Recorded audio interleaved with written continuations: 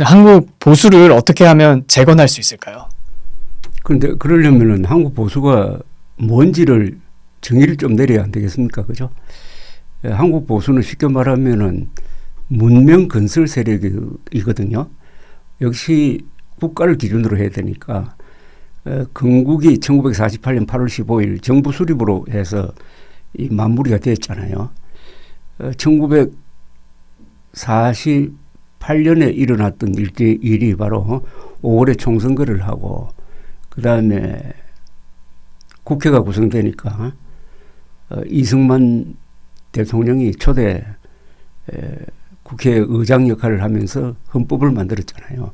그 헌법이 자유민주주의와 시장 경제에 기초한 헌법이었고 거기에 의해서 정부를 구성하고 그 정부 수립을 선포한 게 1948년 8월 15일 아니겠습니까? 이 1년의 과정을 우리는 건국이라고 하지 않습니까? 그 쓸데없는 건국 논쟁할 필요 없이 건국은 1948년 8월 15일에 이루어진 건데 그건 뭐 별도로 이야기하기로 하고 그래서 이제 국가를 만들었으니까 그게 1948년 8월 15일의 건국이 우리나라 민족사에서 어떤 의미를 가지느냐 하면은 신라가 삼국통일을 완성한 게 서기 676년입니다.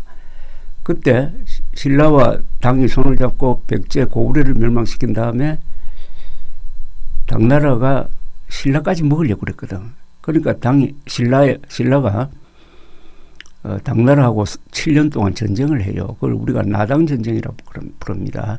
그래서 당나라가 철수를 해요. 신라한테 결국 쫓겨나간다고. 676년에 평양에 설치했던 안동도호부라는 총독부를 지금 만주 지역으로 옮겨버려요. 그래서 한반도를 한민족에 내준 거예요. 자, 신라가 삼국통일을 했습니다. 신라가 백제 전부 고구려의 일부를 이렇게 하면서 지금 대충 평양, 원산, 이남을 통일을 했다고. 이게 어떤 의미를 갖느냐 하면은 여기서 민족이 형성되기 시작을 합니다. 백제, 고구려, 신라는 민족적으로 다 다른 사람들이었어요. 아마 말도 달랐을 겁니다. 그래서 통일신라가 성립되는데 통일신라는 우리 역사에서 최초의 민족 통일 국가예요. 그런데 이 민족이란 말을 오해를 하면 안 되는 게 그럼 그때 민족 의식이 있었느냐 하면 없었지. 민족이란 것은 어느 날 하루아침에 만들어지는 게 아니고 같은 문화, 같은 언어, 같은 종교, 같은 정치제도 그리고 같은 이 영역에서 오래 살다가 보면은 우리가 남인가 하는 생각이 들잖아요. 그죠? 그리고 특히 외침을 겪으면은 이 단결을 하게 된다고. 몽골의 침략이라든지 임진왜란이라든지 그러면서 동료의식이 생기는 것 아니겠습니까? 그러니까 신라가 삼국통일한 이후에 한반도라는 같은 영역에서 같은 문화를, 같은 종교를, 같은 말을 무엇보다 제일 중요한 게 같은 말이지. 우리 한국어는 신라어가 이제 발전한 것인데 그래서 오래 살다가 보니까 민족 의식이 생겼는데 민족이란 말은 유럽에서 만들어진 말이라고. 그죠? 유럽에서 19세기에 이탈리아와 독일이 분열되었다가 통일하는 과정에서 네이션 스테이트라는 말이 생기거든요. 네이션 스테이트, 국민국가, 민족국가. 그런데 그때 말하자면 우리나라에 도입된 게 민족이란 말이에요. 일본을 통해서 들어온 거라고. 네이션, 폴크 이거를 일본 사람들이 민족으로 번역했는데 나는 그걸 국민으로 번역했어야 맞다고 생각해요. 영어로 네이션이 거기에 더 정확한 그렇죠. 표현이잖아요. 국민이 맞다요. 그런데 우리나라에는 그때 이게 일제시대 때 들어오니까 국가는 없고 하니까 민족이란 말에 상당한 의미를 부여하기 시작해가지고 한국 사람들이 지금 가지고 있는 잘못된 생각 하나가 민족이 국가보다 우월하다 하는 생각을 갖게 됩니다. 이게 좀 문제적 발상이죠. 심지어 1993년 김영삼 당시 대통령이 취임할 때 어떤 동맹이나 어떤 이념보다도 민족이 더 소중합니다라고 했다고요. 이건 아주 전근대적인 이야기거든요. 그러니까 국가가 민족보다 더 우월한 존재입니다. 그래서 민족통일국가가 삼국통일에 의해서 수립되었고 그 연장선상에서 한국 역사는 이렇게 흘러왔죠. 신라가 이제 고구려로 이어집니다. 그죠? 그 다음에 고려가 조선으로 이어져요. 그 다음에 일제시대. 그 다음에 우리가 해방된 이후에 3년 동안 어떤 정부를 수립할까 하고 이렇게 다투다가 결국 자유민주주의 국가로 다시 출발하는데 이게 바로 국민국가거든. 그죠? 요 앞에 신라는 국민국가는 아니잖아요. 그죠? 왕조. 국민국가의 탄생이에요. 우리나라 민족사 2000년, 나는 2000년으로 잡는데 문자 쓰는 걸 기준으로 하면은 2000년에 처음 등장한 국민국가 대한민국이라고. 그래서 우리 역사에서 7세기의 신라의 민족국가, 민족통일국가, 그 다음에 그 바탕에서 국민국가의 건설, 탄생이지. 굉장히 감동적인 장면 아닙니까? 우리 민족사의 2대 사건이에요. 자, 그 국가를 만들었는데 1948년 8월 15일 현재 대한민국에서 민주주의를 아는 사람은 많았지. 민주주의를 해본 사람은 단 한 사람도 없었어요. 그렇죠? 그러니까 나 이런 비교를 합니다. 우리가 메이저리그 야구를 즐기는데 메이저리그 야구를 즐기는 거하고 메이저리그 야구를 해보는 거하고는 다르다고. 그렇죠. 자, 48년 8월 15일부터 이제 민주주의를 하기 시작을 했습니다. 얼마나 많은 시행착오가 있었겠어요.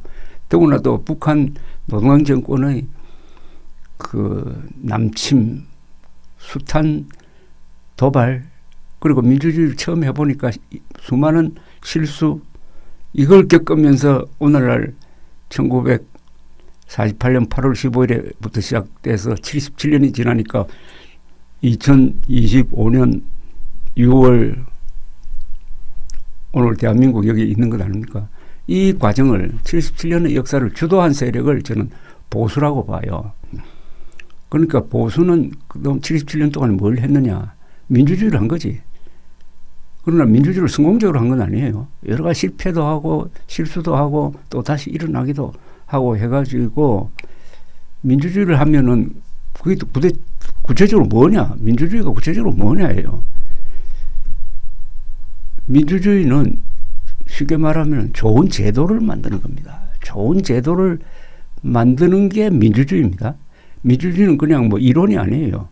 그걸 실천해야 된다고.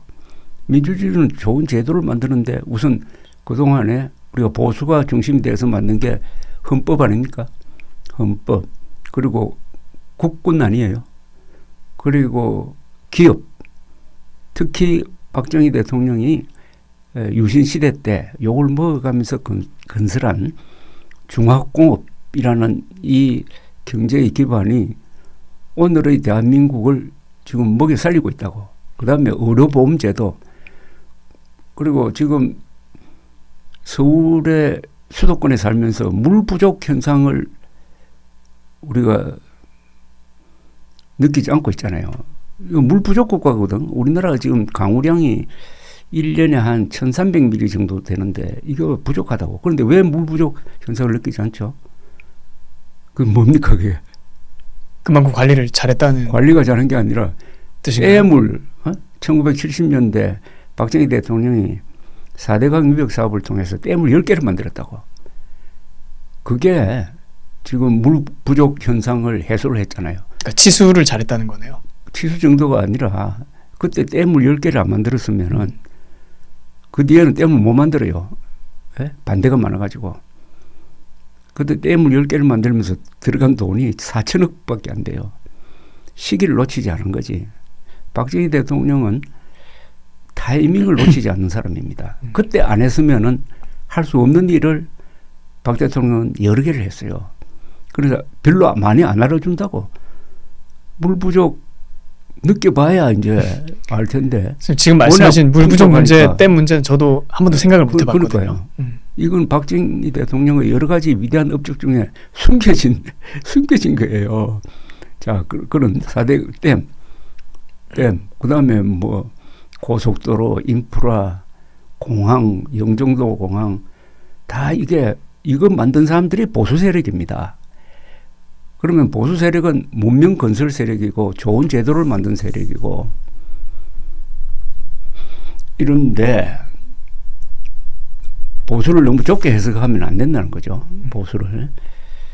그런데 우리나라에서는 보수를 이제 좌파와 대치적으로 해석을 하다 보니까 너무 좁게 해석하는 경향이 있어요. 그래서 한국 보수가 문명 건설 세력, 즉 산업화도 하고 민주화도 하고, 민주화는 그러면 좌파가 하고 진보가 하고, 그러면은 보수는 반대만 했느냐? 그게 아니잖아요. 보수가 만든 그런 바탕이 있었으므로 민주화가 가능한 것 아닙니까? 민주화의 산모 역할을 한 게 보수지.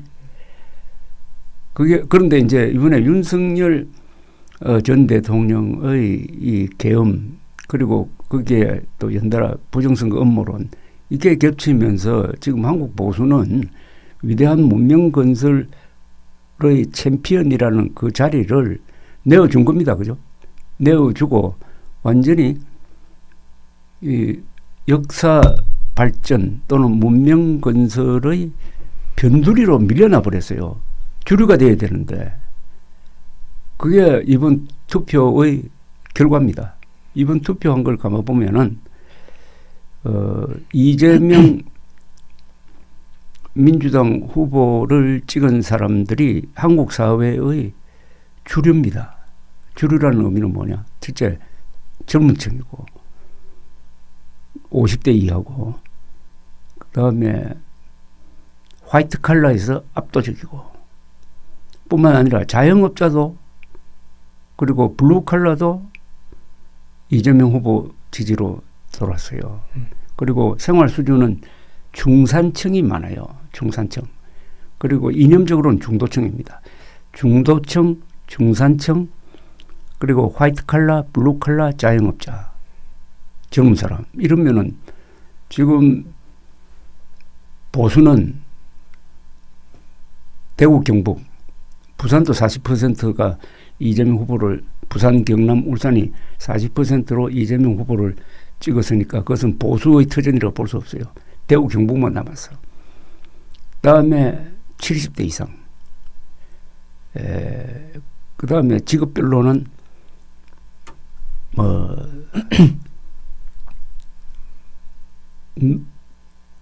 농민, 어업 종사자, 또 무직자, 이게 지금 보수의 기반이 되어버렸다. 지금 20대 남성의 보수 그 지지, 이번에 윤석열 뭐 대통령으로 이번에 남성은 김문수 주로 이준석 지지지. 이준석 지지도 있지만 또 뭐 국민의힘에도 적지 않은 표를 줬잖아요. 그러니까 뭐 전반적으로 그렇게 20대 남성은 이준석 지지가 주류라고 봐야 돼요. 그래서 근거가 없어져 버렸어. 근거가 사라져. 이걸 받아들여야 돼. 그래서 한국 보수가 재생하려면은 자신을 객관화해가지고 지금 어디에 서 있고 뭘 잘못했는지에 대한 반성을 해야 됩니다. 반성 없는 재기는 없는 거거든요. 그러면 지금 상황에서 아까 뭐 20대 남성들이 이준석 지지라고 이렇게 말씀해 주셨는데 실제 뭐 표를 보면 이준석 당시 후보가 받은 표가 뭐 의미 있는 수치라고 저는 생각을 하고 있어요. 그리고 한편으로 또 국민의힘에서도 보면 그 김문수 후보가 받았던 표 중에서도 20대 남성들의 표가 꽤 되거든요. 그 이렇게 표 차트를 보면 20대 여성들은 민주당에 강력하게 지지를 해주고 또 20대 남성들은 뭐 이준석 또는 김문수에 이렇게 후보 지지를 해줬던 걸로 나오는데 그 원인은 뭐라고 생각하시나요? 왜냐하면 이게 굉장히 특이한 현상이잖아요. 보통 어떤 사회든지 젊은 사람들, 근데 20대들은 그걸 가지고 무슨 희망이 있는 것처럼 하는 거는 자기를 속이는 거예요. 그 아무 의미 없어요. 아무 의미 없다고. 또 보수가 전 국민, 특히 한국 사회 주류층을 잡아야지. 그런 뭐 20대, 뭐 일부, 뭐 70대 그래가지고는 이게 해결이 안 돼. 그럼 선생님 생각에 건설의 챔피언이어야지. 지금 거기에 신락 같은 희망을 가지고 그래도 요새 유행하는 말 있잖아. 젖집만 잘 싸웠다. 그런 태도로 나가면은 앞으로 100년 동안은 보수는 주류 세력이 될 수가 없습니다. 그러니까 보수 세력은 역사의 실패자 편에 지금 섰다는 걸 인식을 해야 돼요. 그런데 역사의 실패자 편에 섰다고 해가지고 영원히 끝나는 건 아니니까 여기에 만약 반성을 하지 않으면은 역사의 실패자에서 역사의 낙오자가 된다고. 선생님 생각하시는 지금 한국 보수가 해야 될 가장 큰 반성은 뭐라고 보시나요? 우선 뭐 길게 설명할 필요 없어요. 윤석열 정권 3년에 대한 반성을 해야지. 윤석열 정권 3년 동안 보수 이게 좀 구분해서 써야 돼요. 보수층이 있고 아마 보수층은 뭐 그래도 한 40%는 될 거라고. 그다음 보수 세력이 있어요. 보수 세력은 국민의힘, 그다음에 언론, 보수 언론, 그다음에 지식인들 이런 사람들을 보수 세력으로 봐야 돼. 그런데 여기에 하나 참 우리가 주의해야 될 게 어느 나라든지 보수 세력의 중심에는 이 자본가, 부자, 장교단이 있다고. 이게 보수의 핵심이라고. 우리나라에서는 이 사람들을 보수 세력이라고 생각 안 해. 본인들도 그렇게 생각해. 자기는 중립이라고 생각해. 그죠? 그건 뭐냐 하면은 이 핵심 세력을 정치 의식화하는 데 실패했다는 거지. 그러니까 보수가 보수층으로 하면 엄청 큰데 보수 세력으로 하면 이 세력이 굉장히 작아져 버린다고. 그래서 앞으로 보수의 큰 그 과제 중에 하나가 문명 건설에 참여했던 기업인, 군인, 전문가, 과학자, 기술자가 그 사람들이 우리가 보수 세력이다. 우리가 이 나라의 주인공이다 하는 생각을 갖도록 하는 교육이 필요하다고. 교육이. 그 다음에, 그런데 이제, 그래서 이 보수 세력이 잘못했어요. 지난 3년 동안 뭘 잘못했느냐. 윤석열 대통령이 집권한 이후에 반헌법적이고 반국가적이고 반보수적인 행동을 할 때는 보수의 원칙에 따라서 비판을 해야 되거든. 견제를 해야 되거든. 그걸 하지 않았어요. 대부분이 박수부대, 팬클럽 역할밖에 하지 않은 거라. 특히 국민의힘은 완전히 윤석열 대통령의 말하면 심부름꾼 역할을 했고 보수 언론, 지식인들도 이재명 후보가 밉다고 싫다고 윤석열 대통령의 실정을 비판하지 않고 변호하다가 같은 덩어리가 되어버렸어요. 같은. 그중에 순서대로 지적을 한다면 첫째, 청와대에서 대통령실을 국방부로 옮긴 거. 이거는 보수적 가치에 반하는 거거든. 그러면서 나오면서 제왕적 권력의 상징이었다라고 하는 거예요. 그럼 제왕적 권력의 상징이라면 거기 들어가는 사람들이 이승만, 박정희 다 포함이 돼버리고 전두환, 노태우, 김영삼, 이명박, 박근혜까지 다 포함되는데 그 사람들이 무슨 제왕적 권력의 상징이에요. 그 다음에 국방부로 들어가는 그 과정에서 법도 위반하고 한국 현대사의 가장 중요한 정통성이 있는 곳을 침을 뱉고 나가는데 또 관저하고 집무실이 분리돼 가지고 출퇴근을 하는데 이건 보안상 참 문제거든요. 그 암살 안 된 것만 해도 다행이라고. 그러니까 조금만 찾아보면은 국군 통수권자를 겸한 대통령이 출퇴근하는 나라는 한국밖에 없다고. 그런데 국민 품 안에 뭐 청와대를 돌려주었다. 박수치고 나는 3월 20일 2022년 3월 22일 3월 20일경에 청와대 대통령실 이전을 발표하는 걸 보고 이거 큰일 났다고 생각했어요. 거기서부터 어떤 불길한 느낌을 받았습니다. 그 뒤에 2022년 7월에 이준석 대표를 몰아내는 과정. 그건 완전 정치적인 자살행위거든. 이준석 대표의 세대 포위론, 여가부 폐지 뭐 이런 게 결국 0.73%포인트 차이로나마 윤석열 대통령이 당선될 수 있도록 만들었는데 그 재기발랄한 젊은 대표를 포용하지 못하고 몰아내버렸는 거예요. 거기서부터 이미 끝났어요. 정치적으로는 그때 끝났다고.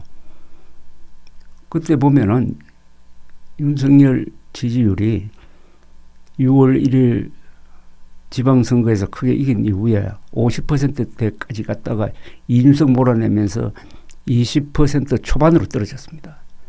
우리나라 정치 역사상 이렇게 지지율이 변동한 게 없다고. 왜냐하면 지지 기반이 와야 돼버렸거든요. 젊은 층 나가고 중도층 나가고. 그 연장선상에서 작년 총선이 이루어진 겁니다.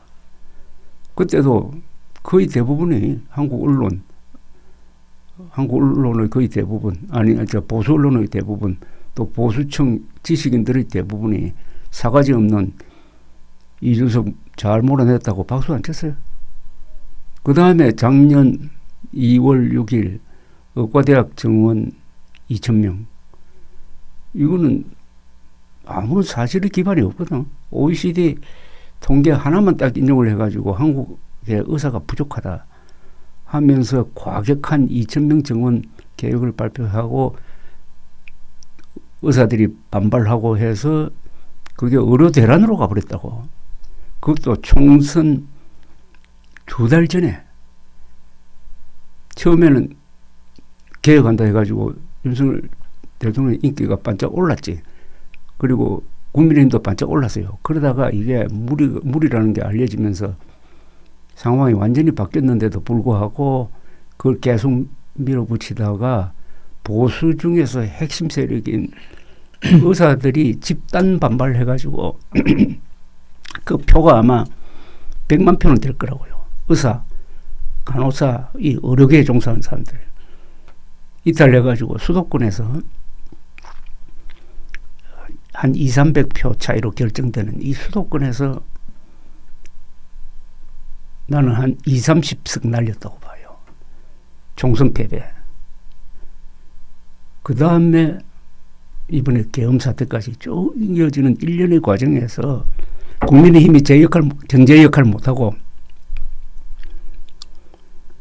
보수 언론, 보수 지식인들이 비판하지 않고 하다가 브레이크가 없어진 거 아닙니까? 그렇게 브레이크 없이 질주하다가 결국 작년 12월 3일 그랬으니까 국민의힘, 보수 언론, 보수 지식인들이 공동 책임을 져야 됩니다. 그러니까 여기에 대한 반성 없이 계속 민주당 이재명 비판만 하면은 보수가 재기할 수 있다고 생각하는 것은 그건 아주 잘못된 현실 인식이라고 생각해요.